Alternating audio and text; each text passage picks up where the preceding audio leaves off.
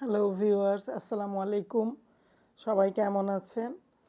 2 দিন পর আপনাদের মাঝে ভিডিও নিয়ে আসলাম। আশা করি আপনারা ভালো আছেন। যারা আমার ভিডিওটিতে সাবস্ক্রাইব করেননি প্লিজ সাবস্ক্রাইব করে দিবেন, বেল আইকনটি বাজিয়ে অল অপশনটি চালু করে দিবেন। লেটস গো ভিডিওর মূল পর্বে চলে যাই। তো আজকে আমি আপনাদের বিষয়ে কথা বলবো তানু মণ্ডল প্লাস হচ্ছে গিয়ে ডাইনি মাগিনুর এবং হচ্ছে গিয়ে শাবানা বেগম, অর্থাৎ ওই সাকিবের মা, পটকা সাকিব। হ্যাঁ, তো যাই হোক, আমি এতদিন মনে করেছিলাম যে তানু মণ্ডল হয়তো অনেক সহজ সরল বা মেন্টালিটি হয়তো মানে ভালো মেন্টালিটির, কিন্তু সেভাবেই তো ভিডিও তৈরি করেছিল, তাই না ভিউয়ার্স? তো এখন যা দেখছি সে কিন্তু অত্যন্ত ভয়ঙ্কর, অত্যন্ত অশ্লীল এবং ডেঞ্জারাস টাইপের। ঠিক আছে, তার একটা ভিতরে অনেক অহংকার এবং সে মনে করে যে আমি এই ফুল পদ্মার চরের যত ইউটিউবার্স আছে তাদের সবার থেকে বেশি ইনকাম করি, আমার ডিমান্ড বেশি, আমি অনেক কিছু করতে পারি, আমি বিজনেস করলে অনেক সাকসেসফুল হইতে পারি, মানে ইটিসি। তো ভিউয়ার্স, এখানে ফার্স্ট ভিডিও যে সে তার মাকে উদ্দেশ্য করে করেছিল, অ্যাকচুয়ালি সে কিভাবে স্টার্ট করবে, কারণ প্রথমেই তো সে শাশুড়িকে নিয়ে ইঙ্গিত করে কথা বলতে পারে না। প্রথমে মাকে একটু হালকা পাতলা একটা মানে ঝাড়া কাশা দিছে। বাপকে কেন বলবে, বাবা তো তার নিজের না, তাই না, সৎ বাবা, স্টেপ ফাদার। তো এক পর্যায়ে সে ধীরে ধীরে ভিডিওর তার কন্টেন্টের সিস্টেম চেঞ্জ হইতে থাকলো। তারপরে আস্তে আস্তে ফ্লাশ হয়ে গেল এক পর্যায়ে যে সে মূল ক্রিমিনাল বানাচ্ছে তার শাশুড়ি শাবানা বেগমকে। আসলে কি বলবো ভিউয়ার্স, আপনাদের সাথে আমি সত্যি কথা বলি, এতদিন হয়তো আমি ভেবেছিলাম যেহেতু বর্তমান যুগের মেয়ে, মা বা খালা এদের মতো সে হবে না, তার চিন্তাধারা একটু চেঞ্জ হইতে পারে, কারণ এই যুগের মেয়েরা তো একটু সব দিক দিয়েই অ্যাডভান্স, তাই না, বুঝে বেশি, ভালো বেশি বুঝে, জ্ঞান রাখে। কিন্তু না, আমি শেষ পর্যায়ে আমি নিজের কাছে নিজেই মনে হচ্ছে যে আমি নিজেই পরাজিত।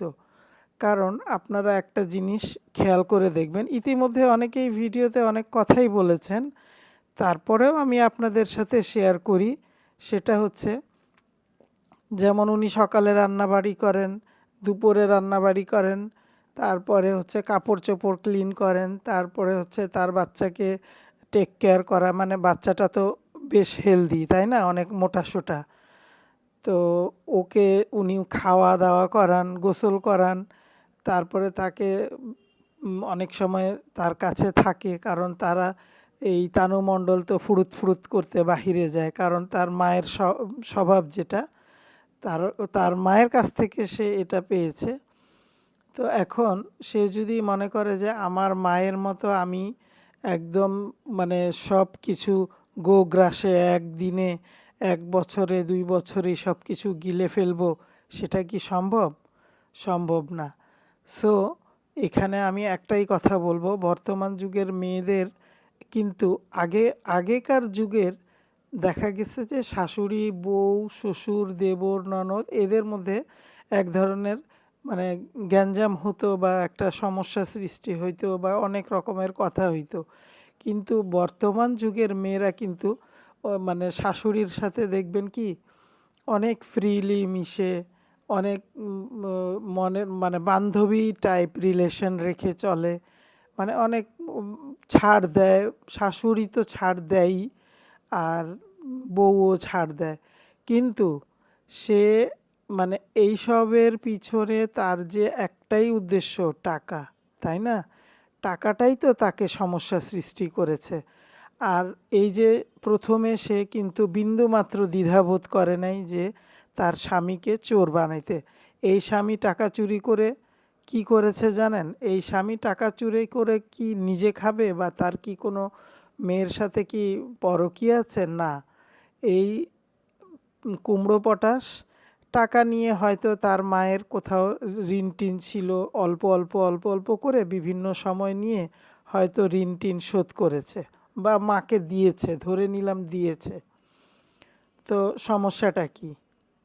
কোনো সমস্যা নাই। তো তুমি, তানু মণ্ডল, তোমাকে আমি বলি, তুমি যদি তোমার সৎ দাদির কাছ থেকে এত ওজনের গোল্ড নিতে পারো, সৎ ফুপুর কাছ থেকে এত গিফট নিতে পারো, তো তুমি তোমার শাশুড়ির জন্য তুমি যে মানে অপবাদটা দিয়েছো, তোমার কাছ থেকে শাশুড়ি যে টাকা পয়সা তোমার জামাই নিয়ে দিয়েছে তাকে, বা তুমি তার ঋণ শোধ করে দিয়েছো, তাই না? হাদিসেই তো আছে, কেউ যদি ঋণগ্রস্ত থাকে তার ঋণ শোধ করে দিলে আল্লাহ তাকে অনেক বড় পুরস্কৃত করেন আর কি।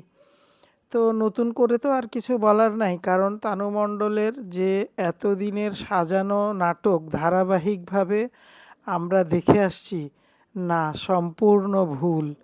আপনারা যারা ভিউয়ার্স আছেন, প্লিজ তাদের কাছে আমার ছোট্ট একটা অনুরোধ, আপনারা কেউ এর ভিডিও দেখবেন না। যারা সাবস্ক্রাইব করেছেন তারা আনসাবস্ক্রাইব করে দিবেন, কারণ তার একটুও সময় লাগবে না এই ছেলেকে, এই ধামসু মার্কা ছেলেকে, জাম্বুকে নিয়ে সে যে কোনো সময় তার মায়ের কথায় ফুরুত করে বের হয়ে যাবে। কারণ এমন কোনো কচি খুকি অবস্থায় তাকে বিয়ে দেয় নাই, বিয়ের উপযুক্ত হয়েছে বলেই তার বিয়ে দেওয়া হয়েছে, এবং তার 1 বছরের মাথায় তার বেবি কনসেপ্ট করেছে সে। 1 বছর সে যাইতে না যাইতেই বাচ্চাটা সে শাশুড়ির কাছে থেকেই বাচ্চাটাকে জন্ম দিয়েছে। মায়ের বাসায় কিন্তু এইসবের কোনো সুযোগ সুবিধা হয়নি, কারণ সৎ বাপের সম্পূর্ণ নিষেধ, আর নো অ্যালাউ, নো অ্যালাউ তার বাসা। তারপরে এইখানেই বাচ্চাটাকে সে রেখে শাশুড়ি এই বাচ্চাটাকে সময় দিয়েছে, প্লাস রান্না বান্না করে খাইয়েছে। মানে বাচ্চা হইলে পরে একটা বাসায় কিন্তু অনেক ঝামেলা থাকে, সব কিছু শাশুড়ি এইগুলা ঝামেলা নিজের মাথায় নিয়েছে। সেই শাশুড়িকে তার আচরণ দিয়ে, তার কথার আঘাত দিয়ে সেই মহিলাটার কি অবস্থা করেছে, আপনারা কি কেউ ওনার ভিডিওতে ওনাকে লক্ষ্য করেছেন? আর তার ছেলেকে, এরকম ছেলে, চোর ছেলেকে তো জুতার মালা পরায় দিয়ে একদম চুন কালি মেখে একদম ওকে পুরা শহর ঘোরানো উচিত। কুষ্টিয়া থেকে ঢাকায়, ঢাকা থেকে কুষ্টিয়া কান ধরে নিয়ে আসা উচিত। এর পিছনে কারণটা কি? এই কথাটা বললাম যে এর পিছনে কারণটা কি? কারণটা হচ্ছে সে তার মায়ের সাথে যে দিনের পর দিন, হ্যাঁ, বউকে সাপোর্ট দিয়ে যাচ্ছে বা পক্ষপাতিত্ব করে যাচ্ছে, এটা কি ঠিক? এরকম ছেলেকে কি মানে মা কিন্তু সবই সহ্য করে নিয়েছে বউয়ের, কিন্তু ছেলের বিষয়টা যখন মা ভাবে তখন সেই মাটা কিন্তু আর চোখের পানি ধরে রাখতে পারে নাই। তানু মণ্ডল, শোন, তোর কিন্তু ছেলে হয়েছে, হ্যাঁ, তোর বউ এর চেয়ে খারাপ পরিস্থিতির মধ্যে তোকে ফেলবে, তুই কিন্তু এটার জন্য রেডি থাকিস। আর তোর মাকে তো এখন বাপ্পি 2 টাকা দিয়া দাম দেয় না। তোর ছেলে কাঁদতেছিল তখন সে বলছে কি, বাচ্চারা মানুষ চিনে কি, বাচ্চারা তো ফেরেশতা, সব বুঝে। হ্যাঁ, 100% রাইট। বাচ্চারা ফেরেশতা, একটা ডাইনি আর রাক্ষসীর কাছে কি সে থাকতে পারে? কান্না করবে না? আর নানি হয়ে তোর মা কি দায়িত্ব পালন করছে? নানি আমরা তো দেখে আসছি যে বাচ্চারা দাদা দাদির চেয়ে নানা নানির বেশি পাগল থাকে, নানা নানির বাড়িতে যাওয়ার জন্য অস্থির থাকে, এবং ওখানে গেলে তারা খুব আনন্দ ফুর্তি করতে চায়। কিন্তু তোর বাচ্চা, তোর ছেলে যে পালছে, তোর শাশুড়ি যে আদর ভালোবাসা দিয়ে পালছে, তোর মা কি সে আদর ভালোবাসা দিয়েছে? দেয় নাই। তুই তোর মাকে যে ডেঞ্জারাস পর্যায়ের কথাবার্তা বলছিস, বাসায় গিয়ে তো তুই সেগুলা কোনো কিছুই দেখলাম না। নাটক করিস, এই নাটক ছাইড়ে দে। তোর চ্যানেলে যতটুকু তুই মানে ইনকাম করার করে ফেলছিস বেশ কয়েকটা ভিডিও দিয়ে।